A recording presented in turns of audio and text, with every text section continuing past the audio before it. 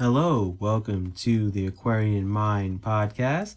Today's podcast episode number 342.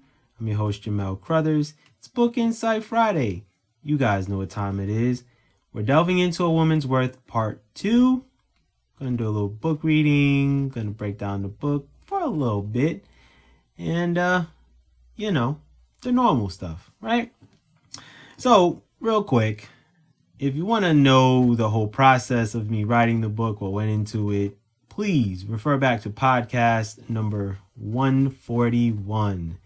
That is podcast 141. I'm not going to be delving into all of that if I've already done a podcast and spoken about it already. So it would defeat the purpose of, repeating myself all over again. So won't be doing that in this podcast. So A Woman's Worth Part 2, another important book. It is a different character. It's not the same character from A Woman's Worth Part 1. This character focuses on a fictional character named Lisa. And I'm going to, read the synopsis real quick. So Lisa is pregnant and having her first child. While this should be the most exciting time of her life, it unfortunately isn't.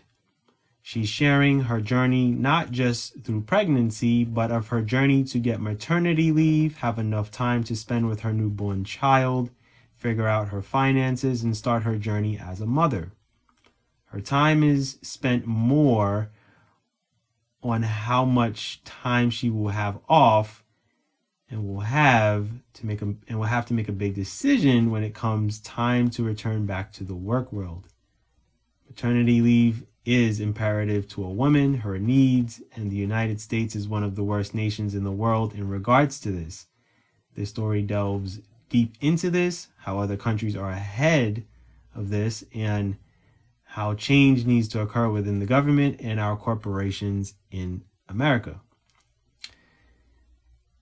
It's a deep, thought-provoking book. It's not ridiculously long, so I'm just a person who gets to the point, who writes a story out, and hopefully it opens our eyes to how bad maternity leave is here in the United States and how there are so many pressures for women to return back to the work world instead of being with their newborn child or being home with their children.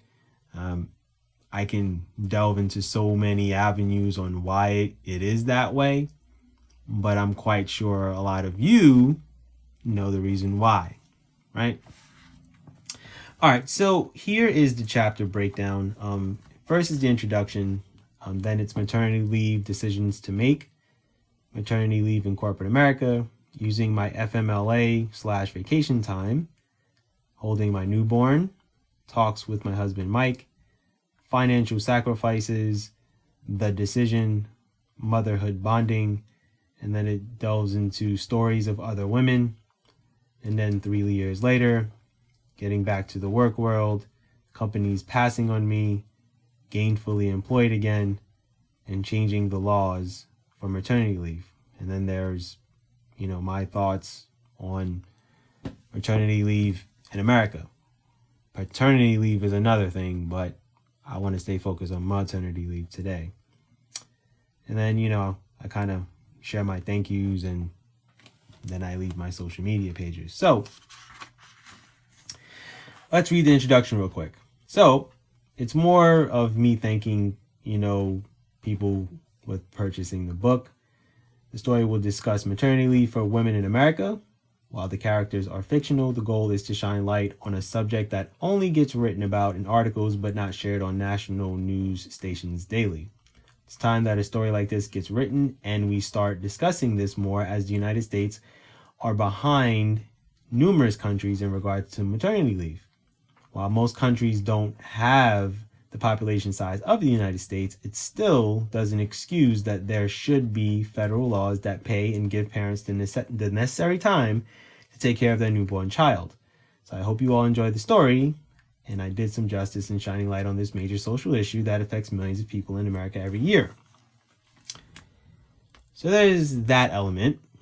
So I'm going to delve into the book a little bit. I'm going to read The first chapter, Maternity Leave, Decisions to Make. This is my story. It's not going to be easy to tell. The reason why is there isn't enough discussion regarding maternity leave. I'm pregnant right now. My husband and I are planning a lot, from the baby shower to doctor's appointments, but maternity leave wasn't on our agenda. My name is Lisa, and I'm trying to figure out so much. My current job is aware that I am pregnant, and everyone is so happy for me. Coworkers are paying more attention to me, asking me questions, but no one has asked the question regarding my maternity leave. It's a subject that doesn't come up in conversations. How we literally have 12 weeks off and then we're back to the office. In my mind, that is barely enough time to bond with a child. With the ways of this world, it's capitalism over family. The cost of living has inflated everywhere. That's a given. So it's sacrificing your money for your child or vice versa. It's a decision of whether you want someone else raising your child or are you raising your child with your significant other? These are the decisions that we don't think about. It only comes up in conversation when you're nearing the birth date of your precious child. None of this is easy. I've been dealing with everything in my pregnancy. Hormones, weight gain, food cravings, emotionally and mentally tired, you name it, I'm experiencing it. With all the focus on making sure I'm eating right, getting a little exercise in, getting my finances together with my husband, we have to decide what we will be doing in regards to maternity leave. We always said that we want to raise a child with us both around, that our careers shouldn't get in the way of instilling morals and values in our children. The only thing is, we aren't where we want to be financially. Not that we aren't ready for our baby, but can we cover everything necessary to live comfortably? It's time we start discussing the landscape of corporate America, how we as people can change and better maternity leave for women. So that's the first chapter.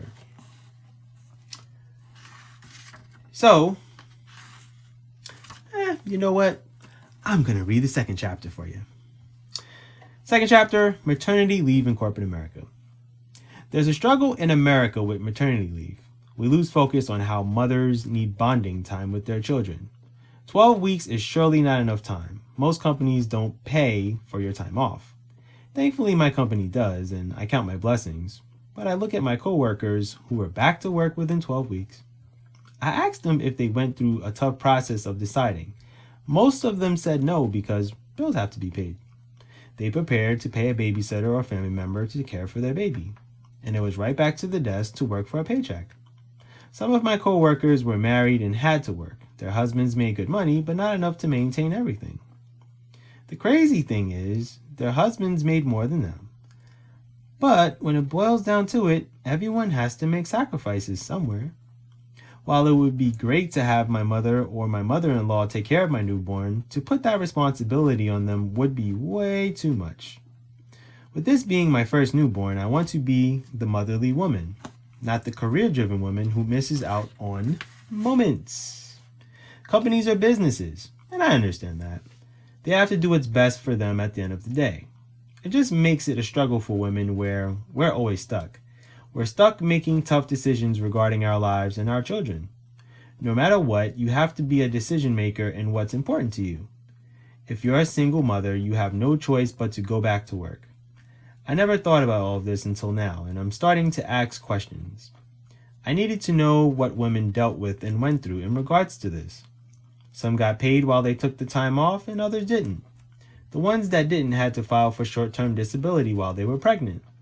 These young women didn't get their full paychecks either. They received a percentage of it depending on the employer. Companies such as Unum, you can pay into short-term and long-term disability, where you're able to get a percentage of what you would be paid. It's sad that these are the things women have to do along with saving a lot of money, but also spending to make sure that your newborn child will be taken care of. Traveling to work each and every day, and some days not feeling your best. Having to use the sick days you have to rest yourself as you go deeper into pregnancy. Going to doctor's appointments for checkups and having to use personal days. It gets you thinking, can pregnant women get additional days for doctor's appointments? I don't know. There will always be a battle because we choose to have a child, so we shouldn't get special treatment regarding this and we get everything else. That will surely be the narrative of what so many people will say. that pregnant women get preferential treatment, but it's not necessarily my way of thinking, or many other women. I guess we should be thankful we get 12 weeks, right? That's what a lot of people will say, and that we should be glad we get paid if we work for a company that does. The question of how much time do we really need? I don't know. That's a question I've been asking myself throughout this pregnancy. So that's the first 2 chapters of A Woman's Worth Part 2. So, good news and more good news. So, obviously my books are in ebook and paperback format, but this book is available in audio. And I also forgot to mention last week, A Woman's Worth Part 1 is available in audio. It is available on Apple. So if you go to Apple and, you find my book in audio format, you can listen to it in audio. So that's a beautiful thing. So you won't be hearing a man's voice doing the whole Woman's Worth book in a woman's voice, which is supposed to be a woman's voice. So that is the good news. So I will leave the link in the description, and you can by all means go and find it in audio since you're listening to my podcast in audio, right? So I will be working on trying to get the rest of the Woman's Worth series in audio format. That's going to take time. I'm going to have to finagle some things and figure out how I can do that through Apple, but that will take time. It is a narrator in a woman's voice, so just to give you guys the heads up on that. So that is A Woman's Worth Part 2. I hope that you choose to look into this book a lot more and read the story. It's a really great story. Did a lot of research, did my due diligence, and hopefully it shines light on maternity leave. So that's my podcast for today. I thank you for listening. As always, have a good weekend, be good, and go accomplish your goals.